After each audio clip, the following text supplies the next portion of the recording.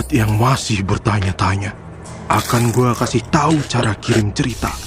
Tuliskan cerita kalian dan kirim ke email kita. Kalau sudah, tunggulah balasan dari kami.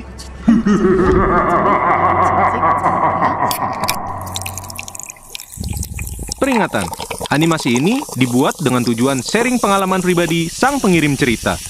Dimohon untuk menghargai cerita tanpa menyudutkan beberapa pihak. Selamat menonton.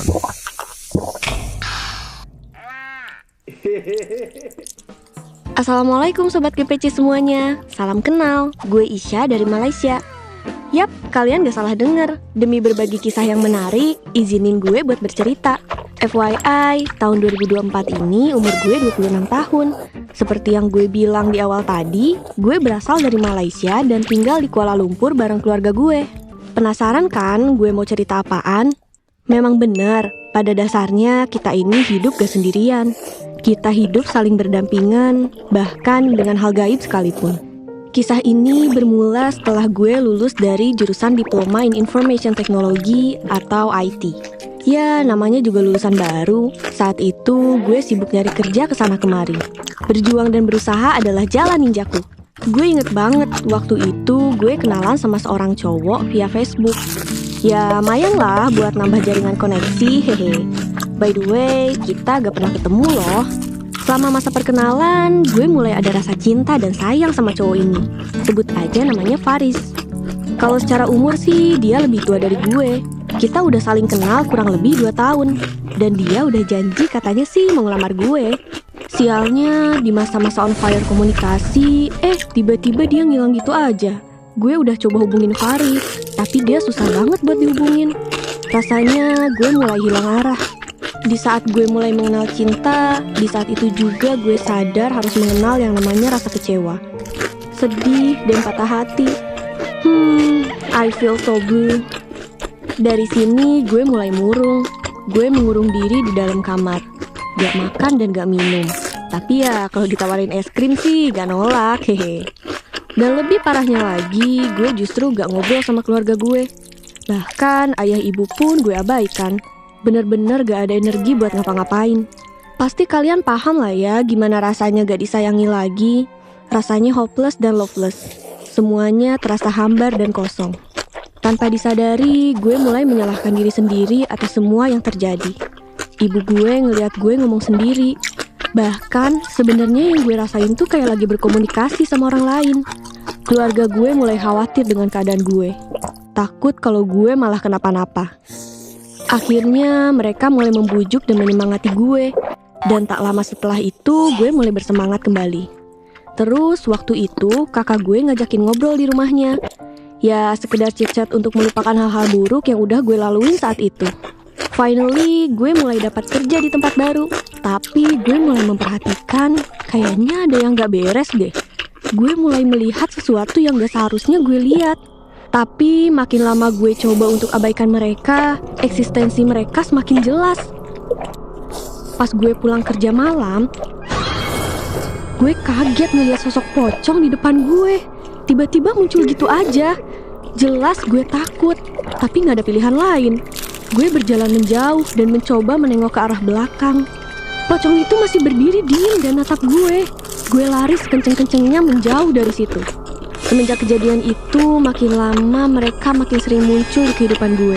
Gue mulai risih dan takut karena bener-bener kayak diliatin terus. Gue coba ceritain ke ibu gue.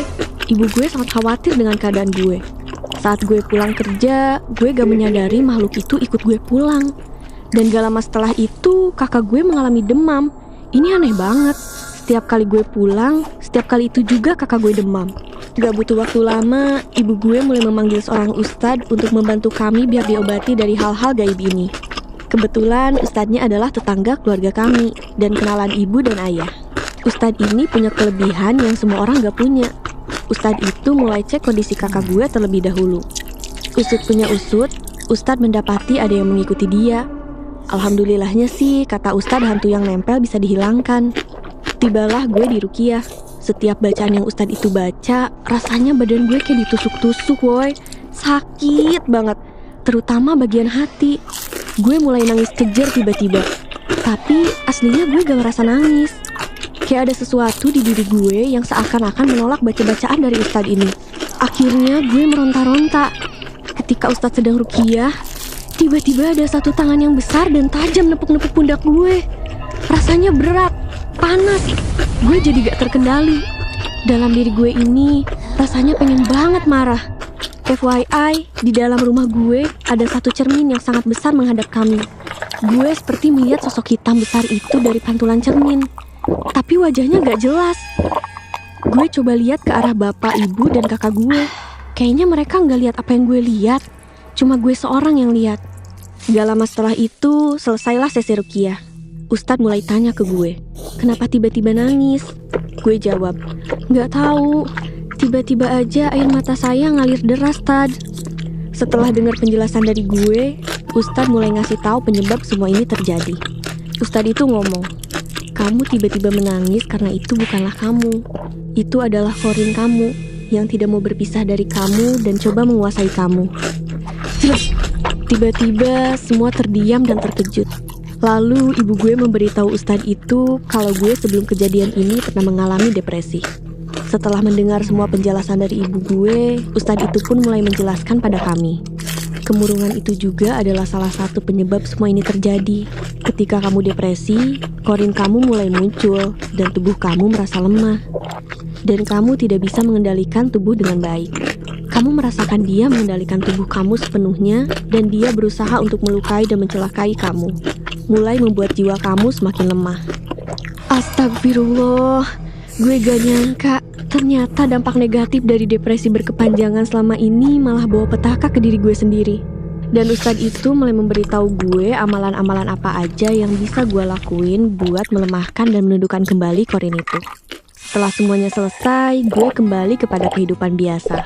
Bekerja seperti biasa. Alhamdulillah gue mulai kuatkan diri dan Qorin gue mulai lemah. Udah gak ada tuh teror-teror gaib dari sana-sini. Dan sekarang gue makin dekat dengan seseorang yang lebih baik dan insya Allah kami akan menikah setelah lebaran nanti. Alhamdulillah, pelajaran yang bisa diambil adalah sebesar apapun kesedihan kita harus senantiasa ingat kepada Allah Subhanahu wa Ta'ala dan Allah pun akan memberikan orang yang lebih baik.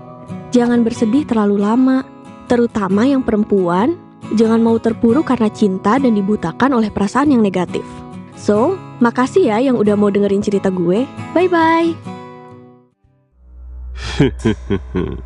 Menarik. Jadi, apakah kalian yakin sedang menonton ini sendirian? Jika kalian suka, bisa klik like, komen, dan subscribe channel Gua Punya Cerita.